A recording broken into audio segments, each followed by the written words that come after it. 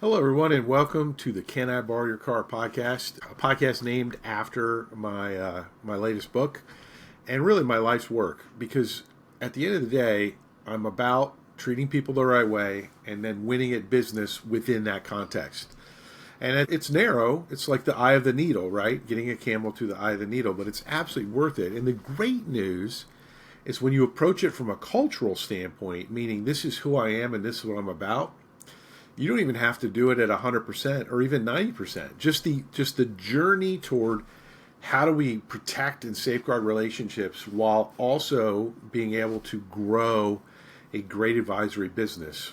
Man, if you're focused on that, it's going to work. And so today, what I wanted to do, and it's going to be two different podcasts, so this is part one of two. I want to talk about how do you create an ideal practice as a professional advisor. One of the ways that you do it is understand that there's two phases. There's the growth phase, and then there's the maintenance phase. And today we're going to talk about the growth phase. And so the growth phase has got 7 parts: defining your ideal client, assessing your current state, setting your interval for growth, engineering your referral system. Shocker there, right? Doubling activity targets, meaning that you almost always start off with too low of an activity goal. Sharing your vision, and then building a waiting list, because the waiting list is what then transitions us to maintenance. Like, I don't want you to get to your desired ideal practice and then have to change everything. What we want to do is practice the way we want to play later. So let's start with this: defining your ideal client.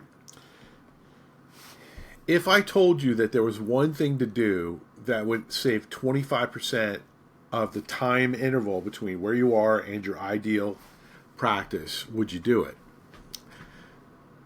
It's defining your ideal client. It's really getting into it. And defining your ideal client has a lot to do with your service model. So this is all about sales, because sales is everything in business, but it's really about understanding your business. So your ideal client, meaning the people that you get the most pleasure and the most profit from. And that would include not only while you're working, but when you're compensated, okay? But your ideal client also has to be matched to an ideal client service model. Because when you've got your ideal client targeted, you can then define, launch, and then modify as you go how you're going to deliver not only what they expect, but more. Because remember, the 3 questions are: why should I meet with you? Why should I buy? Why should I refer? The ideal client service model, right, proves that when they say yes to buying, that they will then experience what more than what they expected, and as a direct result, be at least organically more likely to refer, and ideally that they'll become a center of influence. Because remember, the best center of influence is a client, because they can answer all 3 questions. The first thing is demographics, needs, values, all those kinds of things.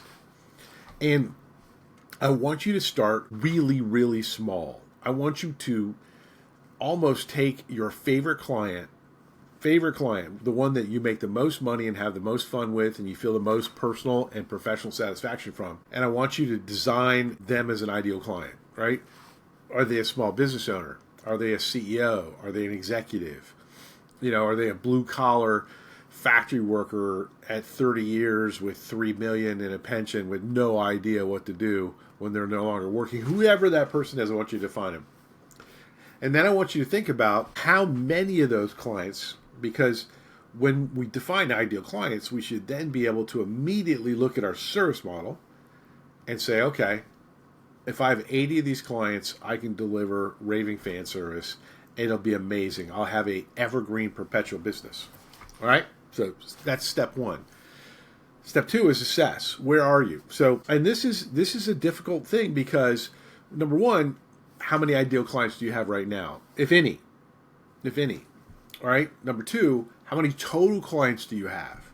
And when you look at that service model from step 1, right, how many of those clients that you currently have can grow into ideal clients? And would you be able to support that entire client base with that really high-end service model? It's a hard question. It's tough, but here's the thing. You need to know whether you're going to keep a bunch of legacy clients. Different podcast. We'll talk about that later, right? Just remember, your clients didn't sign a lifetime contract with you, I hope, and neither did you, right? Things change. It's not evil for you to grow in your business and decide that you want to be doing more complicated things that are more interesting for you and that compensate you better, right? So what's the gap? How many ideal clients do you have right now, and how many do you need to acquire for your ideal practice? Okay? We got that information. Now we can go to step 3, which is what's the growth interval? So say, for example, you wanted to have 80 ideal clients and currently have 10. So we need to add 70. Well, my first question for you is going to be, how many ideal clients, while maintaining a tremendous business right now, how many ideal clients can you onboard per year and maintain standards? That shouldn't be a quick answer, right? And the reason being is most professional advisors haven't really done that work yet. You probably got a good idea. I'm not disparaging you, but you got to nail it down. And it might be less than you think. And in some cases, it might be more. But generally, in my experience, 30 years in, 90% of the time, you can successfully onboard less clients than you think. And don't forget, like if you're using the Can I Borrow Your Car referral system, you're going to be getting referrals to ideal clients whenever you add one. Okay? So like, if you say 15, I'm telling you right now, if you're implementing this system, well, that 15 is going to turn into 22 to 25. So as you get more confident with the system, you're probably going to find that you are going to project on board less clients than you realize. Okay? Now that we've got that thing, now we've got our annual client acquisition targets. And we start to get into, well, how do we do it, right? Well, of course, I'm going to recommend as a tremendous option the Can I Borrow Your Car referral system, because if you're moving up market, if you're looking for more complex and more sophisticated clients, especially business owners, most of my clients that hire me and that work with me personally are looking to build a bigger business owner clientele. Referrals are really hard to beat for that. It doesn't mean that there aren't other incredibly good people at marketing. You just got to make a decision. If you want to do the referral thing, you're insourcing it, meaning you and your team are going to be doing it, and you're going to be experiencing success through your network and stuff like that. Maybe you want to outsource it completely. Maybe the entire client acquisition process for you, maybe what's comfortable for you is going ahead and doing a great email campaign. Now, you're going to pay for that, right? You're going to pay for that because for it to be really good and to deliver you appointments that don't waste your time, which is a relatively high bar with a lot of average marketing. Like, how many meetings do you want to have that aren't good? Well, referrals give you a better opportunity. And at the very least, a referral isn't confrontational, right? So if it's a non-ideal client, at least it wasn't uncomfortable and adversarial, right? So that's why I like referrals. But that's me. Maybe you're different. Probably not. If you're listening to this podcast, I don't know. So basically, you do your referral strategy, and the bedrock of the referral strategy is giving, right? So you use our giving system that we've talked about on the podcast before, that I talk about all the time in the books and in writing, right? The other thing that you're doing in your referral system is you are evaluating every action and every action you are requesting other people through this lens of relationship risk lowering. How can we mitigate both perceived and actual risk for everyone in the process, including our customers? Like, I love CarMax. I love buying stuff from CarMax. I also like drinking a lot of coffee. I'm going to have some because it's glorious and hot. Coffee. Personality insurance. That's what I call it. So anyways, I love CarMax. Why?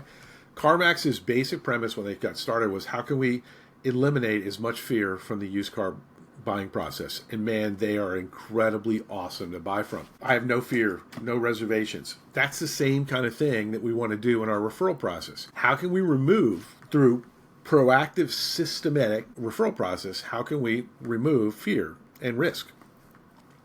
Now, doubling activity. So whatever you came up with in your referral strategy, we have to have an activity number. We have to have some way that you can believe that if you do X amount of things that there's going to be some kind of a measurable result, even if that result is failure. And remember, asking for referrals isn't bad. Giving referrals is better. And getting specific introductions to ideal clients you've identified by name that want to meet with you is the bomb diggity, right? That's where we're going with this. The other thing is you got to have activity targets for giving. So you have to have a system that's measuring what you're actually doing. And just on the most basic level, the reason being is when you know you're giving lots of referrals, you are, number one, more attractive to everyone in your network. And number two, you're more confident when it comes time to ask for yourself. You're more confident when it comes time to ask for yourself. Next, sharing vision. And this is a offshoot of your referral system, but you got to get out there and let people that you believe want to help you, you got to let them know what you want to do. What's your vision for your like, don't ask them just for one introduction.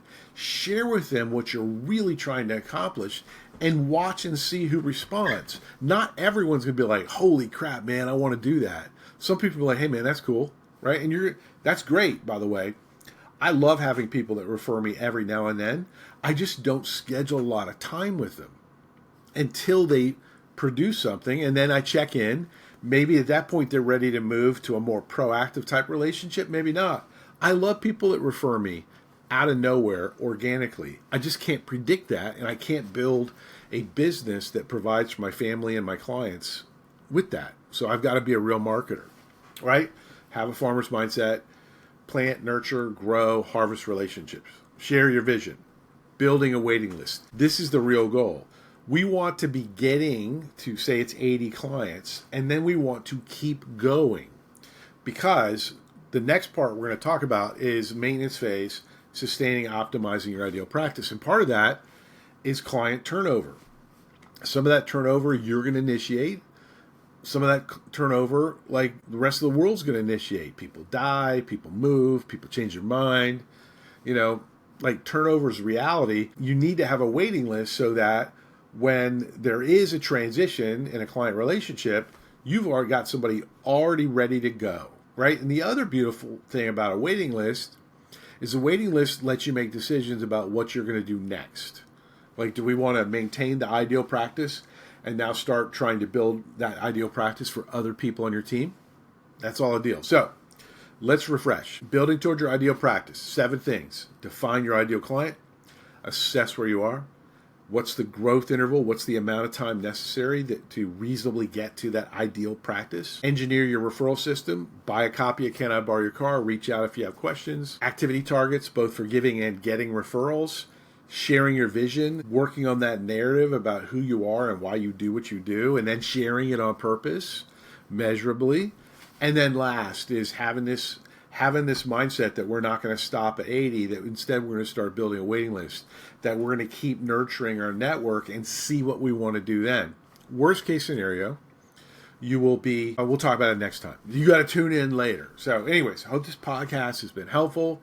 Sorry if I'm talking really fast. I'm just pretty excited. And honestly, I'm not going to get less passionate. So get used to the speed, get used to the passion, and let's just roll. Remember, the tagline of my book is how successful advisors can grow their business and love their life. So we are really looking for a small target, but man, that target's worth going after. So have an awesome day, have an awesome week, live a life of design, and most of all, be human.